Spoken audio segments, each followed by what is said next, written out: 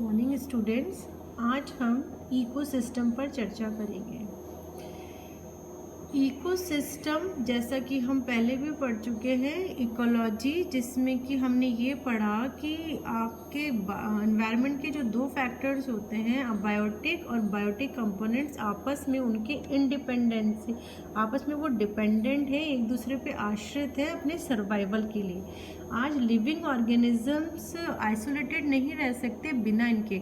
जो हमारे biotic components हैं वो पूरा सपोर्टिंग सिस्टम है उनके सर्वाइवल के लिए। यदि हम ये सोचें लिविंग ऑर्गेनिजम्स आज जिंदा हैं या अपना ढंग से जीवन यापन कर पा रहे हैं, तो उसमें बहुत बड़ा हाथ है अबायोटिक कंपोनेंट्स का, क्योंकि वो एक पूरा सपोर्ट सिस्टम, उसको एक नेचुरल सेल्फ सफिशिएंट सिस्टम उनको प्रोवाइड करते हैं जिससे कि वो सर्वाइव कर सकें। इस आधार पे इकोसिस्टम को दो मेन कंपोनेंट्स में बांटा जा सकता है, अबायोटिक कंपोनेंट्स और बायोटिक कंपोनेंट्स। अबायोटिक कंपोनेंट्स वो सभी नॉन लिविंग फैक्टर्स हैं, फिजिकल एनवायरमेंटल फैक्टर्स हैं, जो कि बहुत ही स्ट्रॉन्ग इन्फ्लुएंस रखते हैं लिविंग कंपोनेंट्स पे कि उनका स्ट्रक्चर कैसा होगा, डिस्ट्रीब्यूशन कैसा होगा, बिहेवियर कैसा होगा। अतः अबायोटिक कंपोनेंट्स वो सपोर्ट सिस्टम प्रोवाइड करता है जिससे कि बायोटिक कंपोनेंट्स जीवित रह सके, सर्वाइव कर सके। अबायोटिक कंपोनेंट्स में आपके बेसिकली दो तरीके के फैक्टर्स आते हैं, क्लाइमेटिक फैक्टर्स और इडेफिक फैक्टर्स। क्लाइमेटिक फैक्टर्स में आपका आ गया rain, temperature, light, wind, humidity etcetera. इसके विपरीत इडेफिक फैक्टर्स में आपके सॉइल, पीएच, टोपोग्राफी, मिनरल्स, ये सभी चीज़ें आती हैं। ये हमारा अबायोटिक कंपोनेंट्स हुआ जो कि नॉन लिविंग फैक्टर्स है। इसके बाद आता है हमारा बायोटिक फैक्टर्स यानी बायोटिक कंपोनेंट्स। जितना भी हमारा लिविंग फैक्टर्स है वो बायोटिक कंपोनेंट्स में आता है। इसमें आपके plants, animals and each and every micro organisms, bacteria, fungus, ये सब इसमें आते हैं। ये आपका बायोटिक कंपोनेंट्स फ्रेम करता है। अब इसके आधार पर इकोसिस्टम में बायोटिक कंपोनेंट्स को अगेन तीन भागों में बांटा जा सकता है, तीन ग्रुपों में बांटा जा सकता है। First is producers, second is consumers, third is decomposers और रिड्यूसर्स। जैसा कि नाम से ही पता चल रहा है, प्रोड्यूसर मतलब जो उत्पाद कर सकता है, तो वो वाले चीज़ें जो कि खुद का भोजन खुद बना सकती हैं वो एनवायरनमेंट में प्रोड्यूसर्स कहलाते हैं।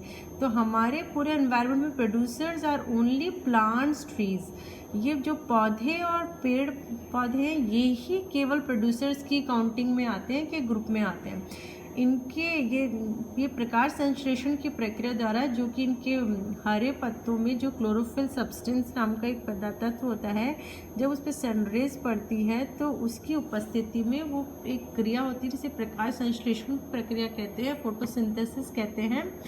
उस प्रक्रिया के दौरान ये अपना फूड खुद बनाता है, अपना भोजन स्वयं बनाता है और कुछ वह खुद यूज़ करता है और उसको भविष्य के लिए आगे स्टोर भी करता है। तो ये जो आपके पेड़ पौधे हैं ये प्रोड्यूसर्स की कैटेगरी में आएंगे। सेकंड है कंज्यूमर्स। इस पौधों के विपरीत एनिमल्स जितने भी हैं, माइक्रो ऑर्गेनिजम्स हैं, जो भी जीव हैं, वो खुद का भोजन स्वयं नहीं बना सकते, बल्कि वो आश्रित हैं या तो प्रोड्यूसर्स पे या अन्य जीव जंतुओं पे। इसी आधार पर उनको फर्दर आगे डिस्ट्रीब्यूट किया गया है। फर्स्ट इज प्राइमरी कंज्यूमर और फर्स्ट ऑर्डर कंज्यूमर्स।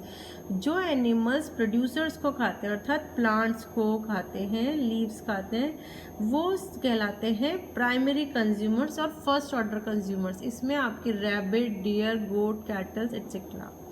सेकंड आपके आगे सेकेंडरी कंज्यूमर्स। वो सभी एनिमल्स जो कि प्राइमरी कंज्यूमर्स को खाते हैं अपने भरण पोषण के लिए, वही उनका भोजन होता है, वो सेकेंडरी कंज्यूमर्स कहलाते हैं। जैसे कि कैट्स, फॉक्सेस, स्नेक्स, जैसे कि कैट रैबिट को खा जाती है, ठीक है, फॉक्सेस डियर को खा लेते हैं। तो इस तरीके से सेकेंडरी कंज्यूमर अपने जीवन के लिए, अपने सर्वाइवर के लिए प्राइमरी कंज्यूमर को खाते हैं, उनको अपना भोजन बनाते हैं। थर्ड आपके आगे टर्चरी कंज्यूमर्स और थर्ड ऑर्डर कंज्यूमर्स। ये वो जीव जंतु होते हैं, वो एनिमल्स होते हैं जो कि लार्ज कार्निवरस भी कहलाते हैं, जो कि अपना जीवन यापन सेकेंडरी और सेकेंडरी कंज्यूमर्स को खा करके करते हैं, जैसे कि वुल्व्स। ये सेकेंडरी कंज्यूमर्स को खाते हैं और अपने सर्वाइवल उनका खाने के द्वारा ही किया जाता है।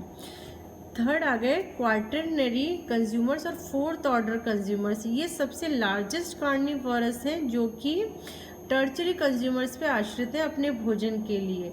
और क्वार्टरनरी कंज्यूमर्स किसी के द्वारा नहीं खाए जाते, बल्कि वो सबको खाते हैं, जैसे कि लायंस और टाइगर्स। इनको कोई और एनिमल्स नहीं खाता है, ये और सभी एनिमल्स को खाते हैं, इसलिए इनको फोर्थ ऑर्डर कंज्यूमर्स, ये लार्जेस्ट कार्निवोरस कहा जाता है।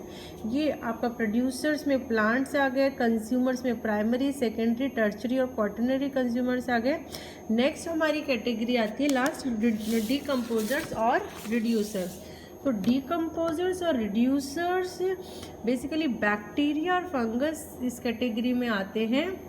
जो भी डेड ऑर्गेनिक मटेरियल्स है प्रोड्यूसर्स का या कंज्यूमर्स का, उस पर ये क्रिया करके अपना उसको पूरा उसको रिलीज़ कर देते हैं एनवायरनमेंट के प्रति, और जितने भी कई सब्सटेंसेस वो वापस से एनवायरनमेंट में मिल जाते हैं।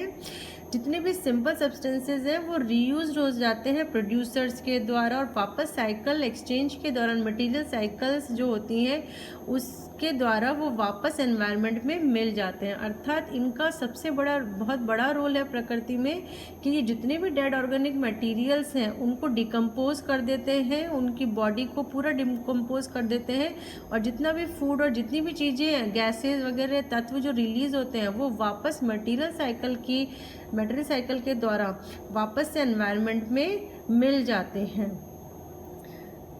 इस तरीके से आपका डिकम्पोजर्स बहुत ही इंपॉर्टेंट रोल प्ले करते हैं। Thank you.